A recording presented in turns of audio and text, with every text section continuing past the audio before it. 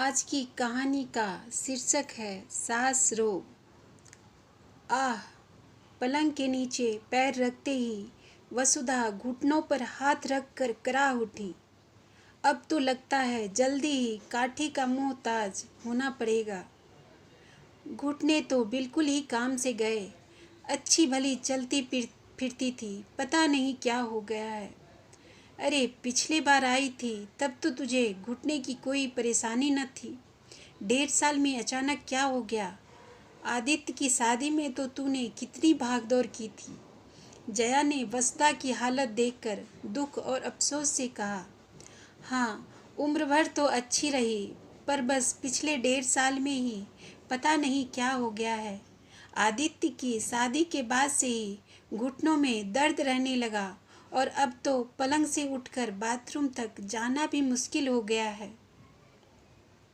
दर्द के मारे जान निकल जाती है। इस डर से तो मैंने पानी पीना भी बहुत कम कर दिया है। वसुधा जैसे तैसे बाथरूम तक जाकर आई और फिर पलंग पर बैठ गई।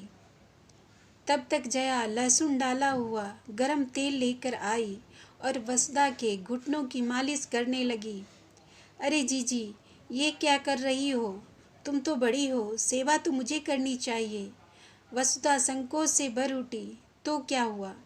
जब मेरे घुटनों में दर्द होगा तो तुम तेल लगा देना, तकलीफ में क्या छोटा और क्या बड़ा, कहकर जया ने वसुधा के घुटनों की मालिश कर दी।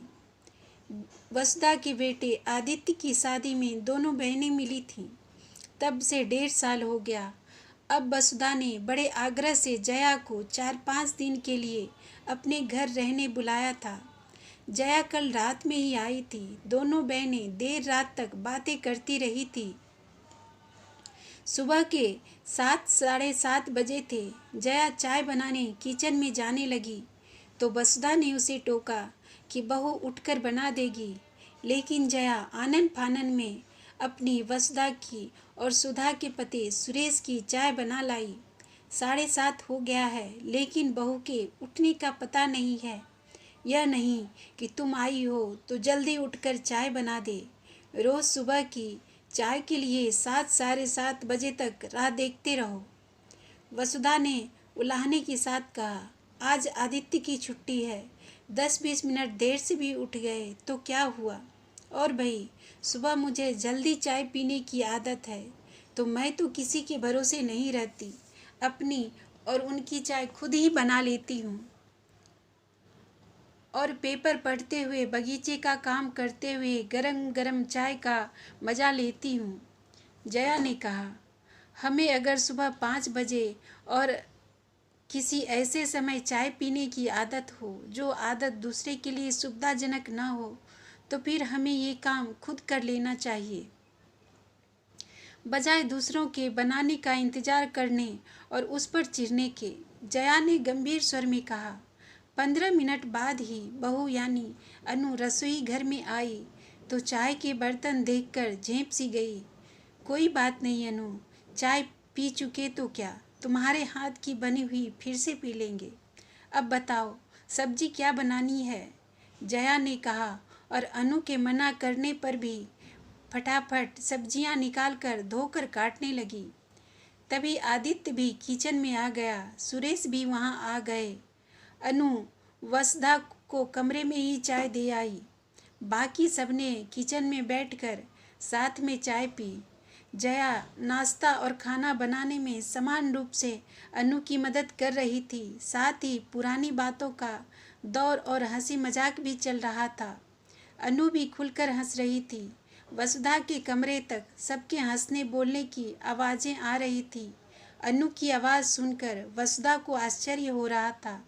अनु वसुधा से तो कभी इतनी बातचीत नहीं करती। महीनों से तो उसने उसे हंसते मुस्कुराते भी नहीं देखा था। जब सबके खाने का समय हुआ तब वसुधा ने नहाने जाने की बात की। अनु ने सबका खाना परोसकर वसुधा के लिए नहाने का पानी रखा। कपड़े बाथरूम में रख दिए। नहाने के बाद वसुधा पूजा करने बैठी। अनु सबको खाना भी परोसती जा रही थी और वसुधा के लिए पूजा की सामग्री भी तैयार करती जा रही थी। कभी पानी देना, फूल ला कर देना, चंदन पीस देना, भगवान का चरणामृत तुलसी चौरे में डालकर आना, पूजा के बाद भगवान जी की तौलिया धोकर सूखने डालना, फिर वसुधा को खाना खिलाकर तब अनु ने खाना खाया। खाने के बर्तन आदि समेटते हुए अनु को 2:30-3 बज गए। शाम को जया ने अनु और आदित्य को बाहर घूमने भेज दिया। दोनों का चेहरा खिल गया। महीनों के बाद वे घूमने जा पाए थे। हमेशा तो खाना बनाने, सुरेश और वसुधा को परोसने तक में ही इतनी देर हो जाती कि अनु मायूस होकर जाने से ही मना कर देती। अब भला रात में 9 बजे घूमने का समय ही कहाँ रहता। आज जया ने कहा रात में वह कुछ भी बना लेगी और वसुधा तथा सुरेश को खिला देगी। जया ने देखा वसुधा को अनु का जाना अच्छा नहीं लगा। घर में मेहमान आए हैं और बहू यूं घूमने निकल गई। वसुधा के स्वर में नाराजगी थी। मैंने ही उन्हें भेजा है, वह तो जाने को तैयार भी नहीं थी और मैं मेहमान थोड़ी ही हूँ, जया ने कहा। दूसरे दिन जया ने वसुधा को जल्दी नहाने और पूजा करने को कहा ताकि वह भी सबके साथ बैठकर खाना खा सके। बड़ी अनिच्छा से वसुधा नहाने गई। उस दिन अनु काम से 1:30 बजे ही फ्री हो गई तो जया ने उन दोनों को पिक्चर देखने भेज दिया। दोपहर में आराम करने वसुधा और जया पलंग पर लेट गईं। वसुधा फिर घुटनों पर हाथ फेरती हुई कराहने लगी, पता नहीं क्या जानलेवा बीमारी हो गई है। मैं तो अपनी जिंदगी से तंग आ गई हूँ, न चल पाती हूँ, न ही कहीं आ जा पाती हूँ। बस इस कमरे में कैद होकर रह गई हूँ। वसुधा फिर अपने घुटने का रोना लेकर बैठ गई। तुम्हें सांस नामक बीमारी हो गई है वसुधा? और कुछ नहीं, अचानक जया बोल उठी। क्या?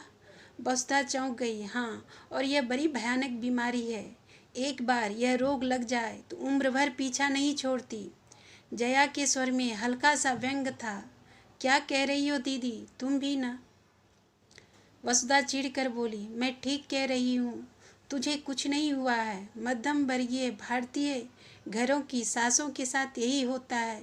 उम्र भर वे घर का काम करती हैं, लेकिन जैसे ही बहू घर में आती है सारा काम उसे सौंपकर पलंग पर बैठ जाती है और बीमारियों को न्योता देती है। अरे मेनोपॉज के समय हार्मोनल चेंजेस होते हैं। इस समय तो शरीर को व्यायाम की ज़्यादा ज़रूरत होती है ताकि वह स्वस्थ रहे, लेकिन तुमने तो पलंग पकड़कर बीमारियों को न्योता दे दिया। उम्र भर का काम करने के बाद अचानक शरीर एकदम निठल्ला होकर बैठ जाए तो क्या होगा? मशीन को भी बंद करके रख दो तो उसमें भी जंग लग जाती है। फिर यह तो शरीर है, लेकिन 1.5 साल में अपने शरीर की हालत देखी है।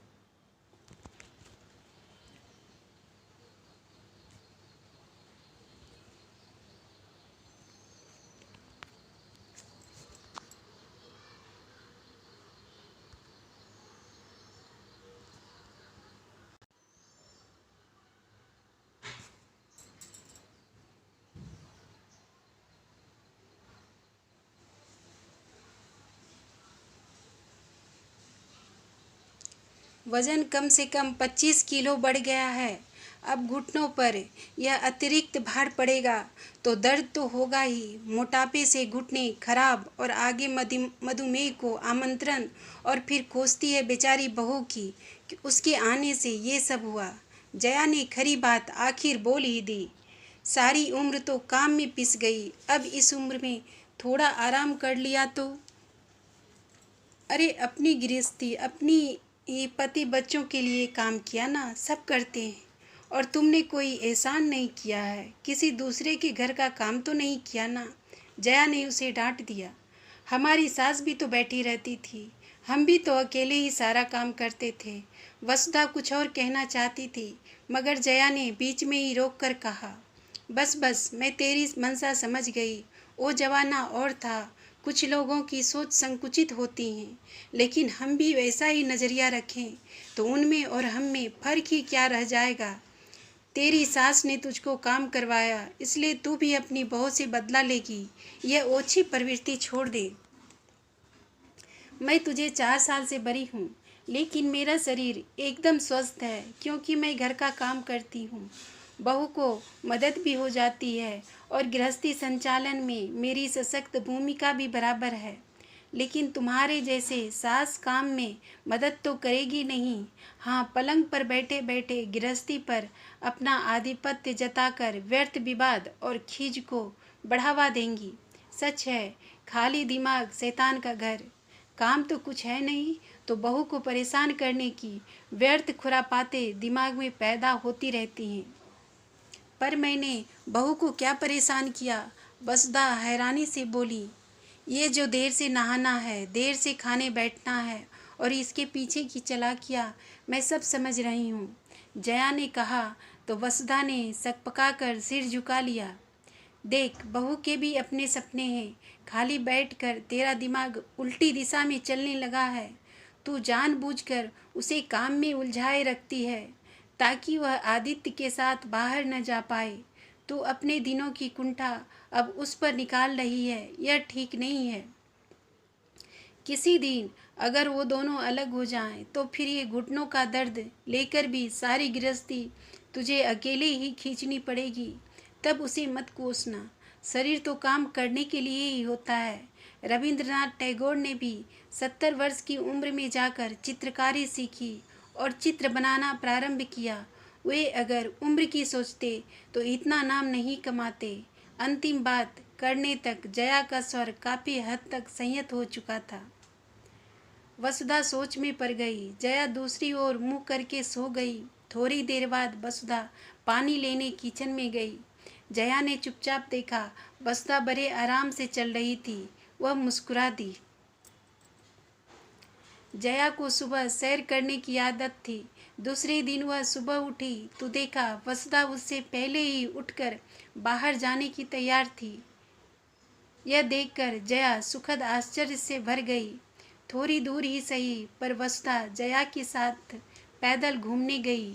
इतने दिनों से उसके पैर बैठे बैठे अकड़ गए थे। अब जोड़ खुलने में थोड़ा वक्त तो लगेगा, लेकिन जया को तसल्ली थी कि कम से कम वसुधा की बुद्धि पलटी तो। घर जाकर चाय भी वसुधा ने ही बनाई। बर्तनों की खटपट सुनकर अनु दौड़ी दौड़ी किचन में आई तो वसुधा को काम करते देख आश्चर्यचकित रह गई। वह चाय बनाने जा ही रही थी कि जया ने इशारे से उसे मना कर दिया। आदित्य और सुरेश भी किचन में चले गए। वसुधा ने सबके साथ टेबल पर चाय रखी। आज पूरा परिवार एक साथ बैठा था। लो अनु, तुम्हारी सास अब एकदम स्वस्थ हैं। अब वह सब काम कर सकती है। बस अब तुम उस पर एक नई जिम्मेदारी डालने के लिए फटाफट उसे दादी की बनाने की तैयारी शुरू कर दो। जया ने कहा तो अनु शर्मा गई और सब खिलखिलाकर हंस पड़े।